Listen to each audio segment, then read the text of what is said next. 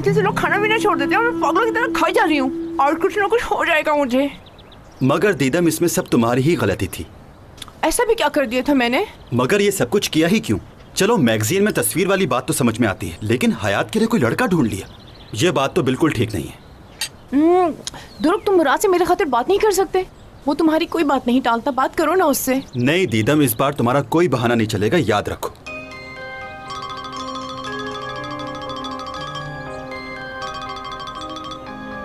जी, कैसे फोन किया मुराद सर? हाँ, ये तो मैं भूल ही गया था। भाई मैं इन चीजों से भाग नहीं रहा, लेकिन बस कल नहीं जाऊंगा। और भाई वैसे भी मॉम का मूड कुछ खराब है, तो मैं चाहता हूं कि कुछ वक्त उनके साथ गुजारूं। एक काम करें, आप हयात को साथ ले जाएं ना। ट्रिप एंजॉय करें।